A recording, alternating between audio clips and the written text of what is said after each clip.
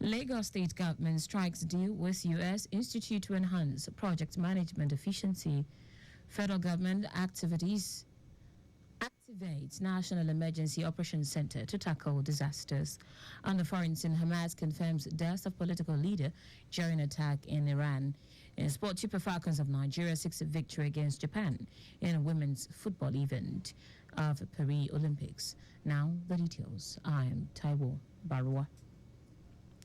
Lagos State government has sealed a partnership agreement with the United States-based Project Management Institute (PMI) to set a new benchmark on infrastructure development and good governance.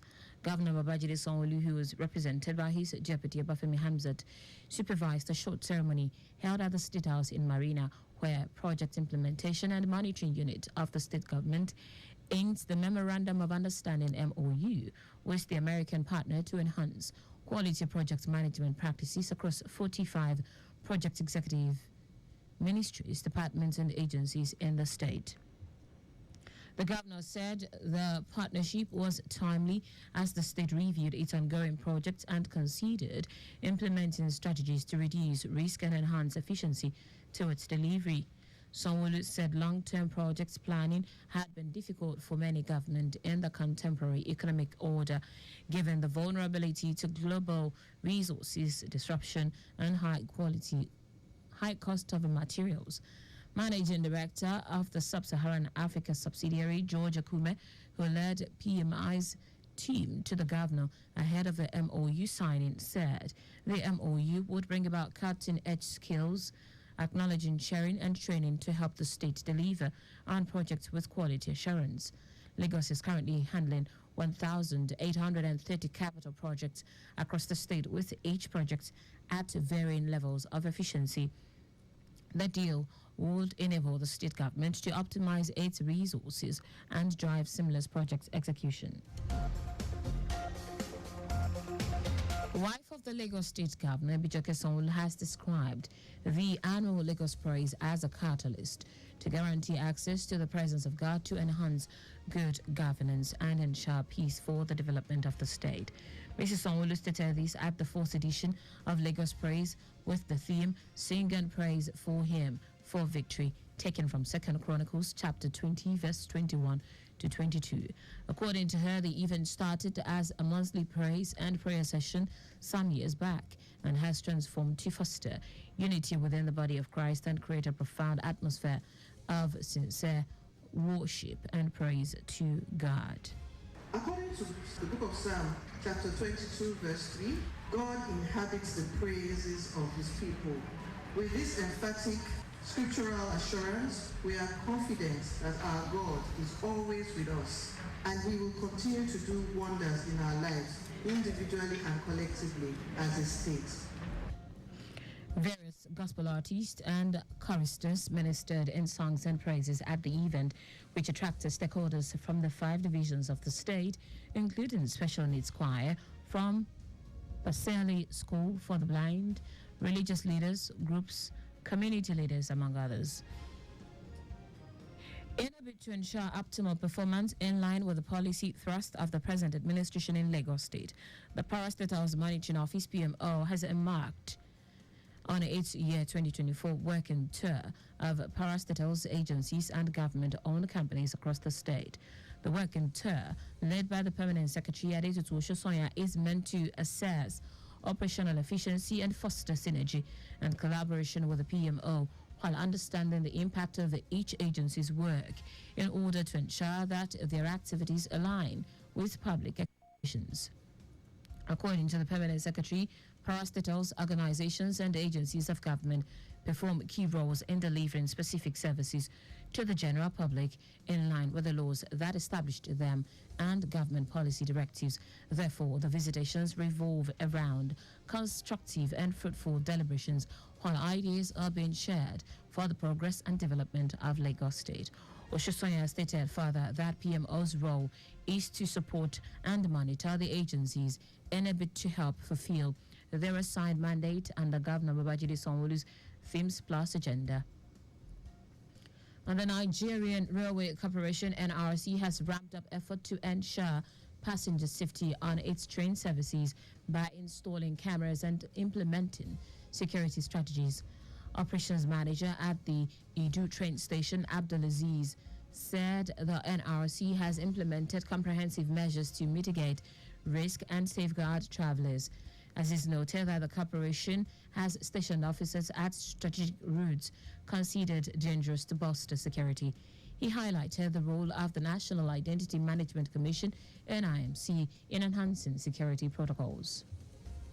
Now to the rest of the stories. The federal government has activated the National Emergency Operations Center to coordinate responses and provide timely support to victims of floods and public health concerns. The Director General, National Emergency Management Agency, NEMA, Zubaida Umar, made this known at a National Emergency Coordination Forum held in Abuja. Zubaida said the center would share information, provide timely support to affected areas, collate and analyze food incident data. She said the center would also ensure that emergency responses were as accurate as possible. The NEMA boss expressed the hope that the steps, together with those of other stakeholders, will reduce to the barest minimum the impact of flooding. The National Civil Society Council of Nigeria, NCSCN, has urged Nigerians to exercise patience and give the government time to implement necessary reforms amidst planned nationwide protest over the high cost of living, hunger, and insecurity. Executive Director of NCSCN, Blessing Akinlosotu, who made the call, said the protesters should approach these issues with a constructive mindset. Blessing said violence only worsens situations, often leading to uncontrollable looting, burning of properties, and destructions of vital infrastructure. While commending the government effort to address the challenges, particularly the removal of subsidy on petroleum products and the floating of the naira, Akinlosotu acknowledged the government's commitment to improving the living conditions of Nigerians, citing the actualization of local government autonomy and the approval of sales of crude oil to local refineries in Naira. In foreign news, Hamas says its political chief, Ismail Haniyeh, has been killed in a raid on his residence in Tehran, Iran. The group blames Israel for the attack. Israel is yet to respond, but has previously vowed to eliminate Hamas leaders. Haniyeh's death comes hours after Israel says it killed a senior Hezbollah commander in a strike in the Lebanese capital, Beirut.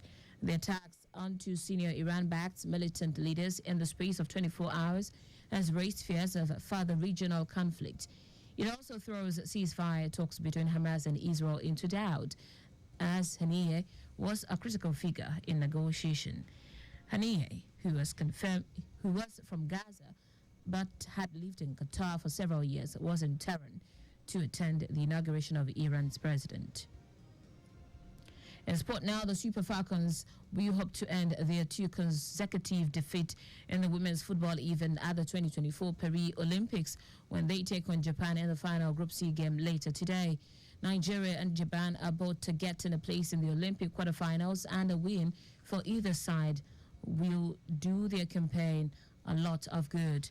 After 2 rounds of matches, the Falcons are at the bottom of their group following back-to-back defeat against Brazil and Spain, while Japan are sitting in second place in Group C with 3 points. The Nigerian girls have experienced a disappointing start at their first Olympic campaign since 2008, having fallen short in both their first 2 matches in France. And that's it on the news at noon. But just before we go, use the walkway where available to avoid accident. You can follow us and like all of our social media platforms: X at Traffic Radio 961, Facebook Lagos Traffic Radio 96.1 FM, Instagram Lagos Traffic Radio 96.1 FM.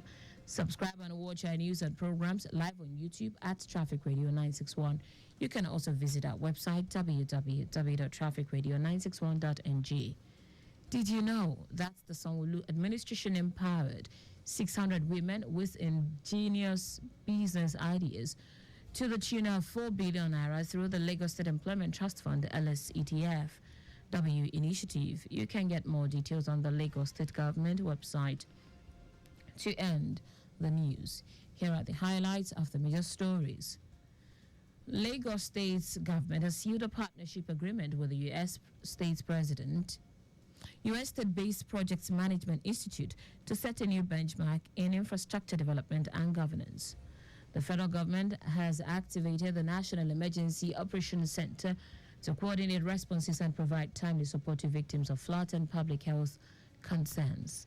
We also told you that Hamas said its political chief Ismail Haniyeh has been killed in a raid on his residence in Tehran, Iran.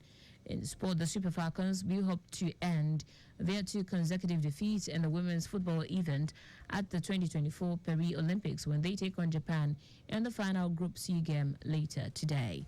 For contacts with the newsroom, send a message to info@trafficradio961.ng. That ends the news broadcast compiled by Abiola Fagbalagun. I am Taiwo Baruwa. Thank you for listening. Good afternoon.